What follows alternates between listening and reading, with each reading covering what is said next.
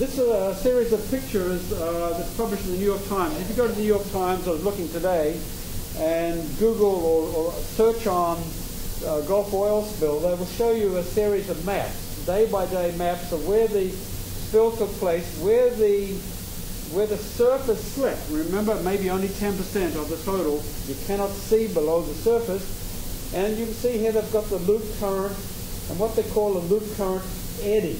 These enormous eddies, hundreds of miles across, have a profound effect not only on the dispersal of this oil plume, but also on the weather and climate. It was one of these giant loop current eddies that kicked Hurricane Katrina up from a Category 3 to a Category 5 before it slammed into New Orleans. So these huge blobs of warm tropical water are the heat engine for hurricanes. Next slide. This is a satellite picture, a visible picture of the surface slick. And you can see it's not just a blob. It has very distended features. It looks like it's been carried around. And what is happening there is getting caught up in this north end of this loop current that loops around like that. Next slide. Here's an artist's conception of what this loop current might be. Here's the flow coming in through the Yucatan Strait, looping around and forming a gigantic eddy, and then out through the Florida Straits up the east coast. And you see the oil spill was right on the top edge of this loop current. Next slide. This is a satellite picture. This is taken, I can't read it, but it was early May the 2nd. Here's the loop current, and it's got little eddies of its own. So this giant eddy has little, what we call filamentary eddies, and it's right in the area of the slick. So it's picking up pieces of the slick and carrying it to goodness knows where. Next slide. That's a little movie made by colleague David Dietrich and myself. This shows this is a computer model. This shows the water flowing through the Caribbean Sea. Here's the loop current. We're zooming in now. It goes up the east coast of the Gulf Stream. And we see a gigantic loop current eddy forming. Understand this is about 250 miles across. This is one of the great eddies of the world. And look how that's swirling around, broken off completely. The loop current is now reformed and flowing out of the Florida Strait. But this giant eddy travels westward under the effect of the Earth's rotation until it hits the western side of the Gulf.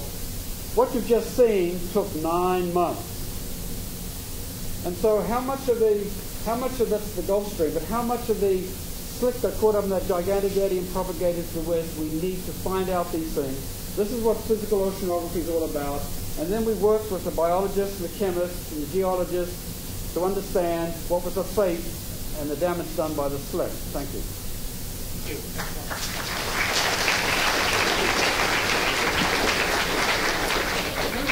If you can't hear in the back, please raise your hands. Can you hear me now? Okay. Yeah, Jeff introduced me. I'm Jim Ammerman. I'm director of New York Sea Grant. Literally, I've been here 2 years to today. But in a prior life, I was, as he said, at Texas A&M for 12 years, in which time I did some research in the Gulf. Even after that, when I was at Rutgers, I was active in Gulf research. So in the early 90s for several years, and again in the early 2000s, I've been at sea in the Gulf probably 20 times, mostly off the coast of Louisiana, in the zone with all the oil platforms. So I thought what I'd do for you tonight is give you a little background of the oil industry, the fisheries, the microbiology, and then the environmental issues of the Gulf. And that sounds like a 50-minute lecture, but I promise I'll make it shorter. I think a lot of you are probably not aware of the extent of the oil and gas industry offshore from Louisiana and Texas. There's something on the order of 3,500 platforms. If you look at a map, it's like solid dots, particularly off Louisiana. What blew up on the Deepwater Horizon was a drilling platform. At any one time, there are up to 100 of those. They drill a well and then move on. What's out there all the time is production platforms. So they're close to 4,000 of them out there. So if you're out there at sea in certain parts of the Gulf at night, you think you're in Midtown Manhattan. because it's so lit up. The oil and gas industry is worth between 20 and $30 billion a year to Louisiana and Texas. And it employs something like 1 in every 13 people in the state of Louisiana. So this is a huge industry down there.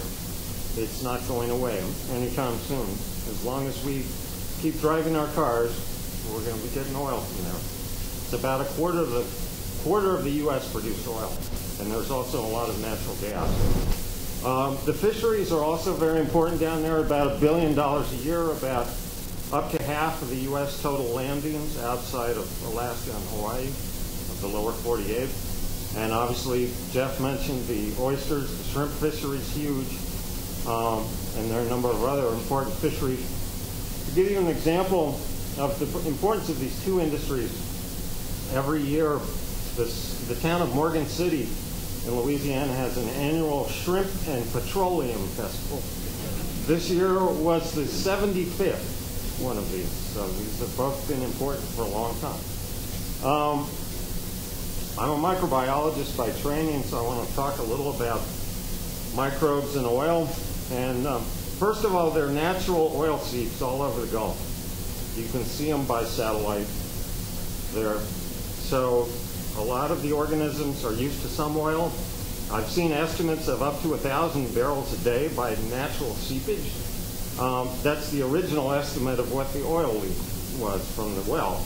I don't know if it's that high, but you should be aware that there's oil seepage is a natural phenomenon. We've accelerated it, obviously, with the oil spill and other drilling activities. But that's why there's always tar balls on the beaches of Texas, and that's from these natural seeps. So the microbes in the Gulf, obviously, they're somewhat used to oil. Ultimately, they're good at getting rid of it, but they're not fast. And if someone tells you they can add miracle microbes, they'll eat the oil up quicker, it's not going to happen. Probably the only thing you could do would be to enrich it with fertilizer like nitrogen and phosphorus. And oil is such a good carbon source.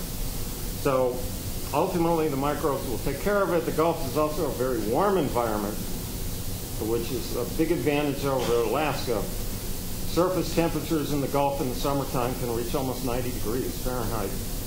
So the metabolism is pretty fast. But obviously the amount of oil that was spilled was extraordinary. So it's not something that the biota there is used to.